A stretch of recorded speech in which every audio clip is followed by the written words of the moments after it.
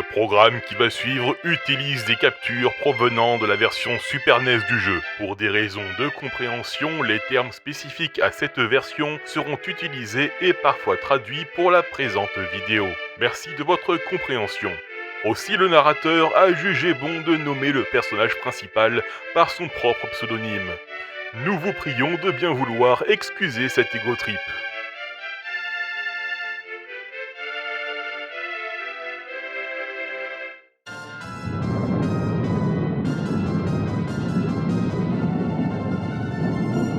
La légende raconte que lorsque le monde était menacé par un grand mal, Roto, le champion de l'humanité, apparut avec un orbe de lumière qui balaya les ténèbres et ramena la paix.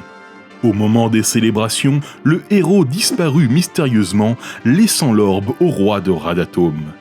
Des années plus tard, un homme au cœur empli de malice et au goût vestimentaire plus que douteux découvrit qu'il possédait le pouvoir de contrôler au dragon. Aux commandes de ces bêtes d'écailles, il réussit à mettre la main sur l'orbe de lumière et captura la princesse Laura de Radatom. Cet homme, qui, dans sa grande modestie, se faisait désormais nommer le roi dragon, fit s'élever un château à sa prétendue grandeur et relâcha sur le monde des hordes de monstres. Le roi de Radatom était sur le point de sombrer dans le désespoir quand il eut vent d'une légende prophétisant l'arrivée du descendant de Roto. Un jour, un jeune homme arriva dans le royaume et le roi le reconnut immédiatement comme étant ce descendant tant attendu. Il l'aida à s'équiper et l'envoya à la recherche de sa fille et de l'orbe de lumière. Ainsi débutent les aventures du descendant de Roto que ses parents ont, dans leur grande justesse, nommé Kerzian, un nom évoquant force, sagesse et modestie. Paré à sauver le monde, il quitte le palais et terrasse de nombreux monstres sur sa route, dont les terribles slimes à la puissance colossale, s'approchant du roi dragon à chaque victoire. Après avoir erré dans un désert, il pénètre dans une caverne pour se protéger du soleil et découvre avec surprise que celle-ci abrite la tombe de Roto. Sous son épitaphe, il y découvre un message gravé l'avertissant, lui, que son ancêtre, avant de disparaître, avait laissé à 3 sages des objets qui lui permettront d'atteindre les terres du mal où se trouve le château du roi dragon. Se mettant à leur recherche, ils découvrent, au milieu d'un marais empoisonné, une caverne au fond de laquelle la princesse Laura est maintenue captive par un dragon vert. Après une lutte acharnée, le héros triomphe de la créature d'écaille et la princesse, enfin libérée et sous le charme de son brillant sauveur, le suit alors qu'il la ramène aux côtés de son père. Par le plus grand des hasards scénaristiques, Kerzian découvre sous le château de Radatom une salle cachée où l'attend un des sages qui lui offre la pierre solaire.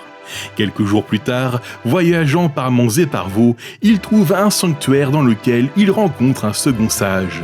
Désirant éprouver sa force, ce dernier lui demande une harpe d'argent reposant dans des souterrains malfamés. Le brave entreprend alors d'explorer ce lieu obscur et met la main sur l'instrument qu'il remet au vieil homme en échange du bâton de pluie. À la recherche du 3e objet laissé par Roto, il arrive à Melkido, ville fortifiée essuyant l'assaut d'un golem qu'il parvient à défaire. Les habitants reconnaissants lui font alors part de rumeurs concernant des reliques ayant appartenu à son ancêtre. Grâce à cela, il trouve dans les ruines d'un village sur lequel le roi dragon avait jeté son courroux l'armure de Roto, suivie de son emblème qu'il cherche des heures durant et dans la douleur, au beau milieu d'un marais empoisonné. Quelques jours plus tard, il finit enfin par rencontrer le dernier sage qui, voyant l'emblème dans ses mains, reconnaît le descendant de Roto.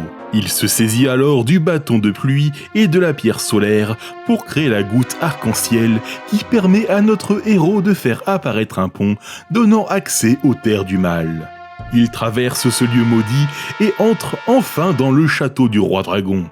Il y découvre une salle du trône vide avant de se rendre compte que son perfide ennemi, au lieu de dominer le monde depuis les cieux, s'était lâchement réfugié sous terre. Notre champion parcourt alors un dédale ténébreux et trouve un coffre que son ennemi avait pourtant pris soin de bien cacher, car contenant l'épée de Roto, arme qui par le passé triompha des forces du mal.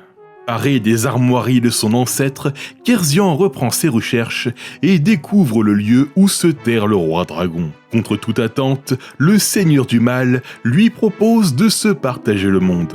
Notre brave, en bon héros, refuse cette proposition contraire à ses idéaux de justice et de paix, et parce que le scénario l'exige. Le malin lance alors un sort que notre héros dévie, profitant de l'ouverture pour transpercer le cœur du roi dragon, dont la mimique grimaçante se transforme en rictus. Sa peau se change en écaille et sa bouche en gueule, dont l'haleine cadavérique devient des flammes.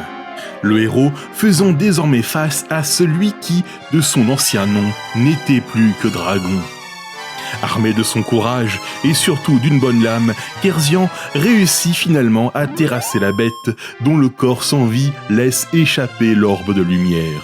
En saisissant l'artefact sacré, la lumière fait son office et débarrasse le monde des monstres et des ténèbres. De retour victorieux à Radatom, le roi lui offre de prendre sa place, mais le nouveau champion de l'humanité refuse et part aux côtés de la princesse Laura fonder son propre royaume. Et c'est ainsi que se termine cette histoire sans grande morale, mais dont la descendance est ô combien nombreuse.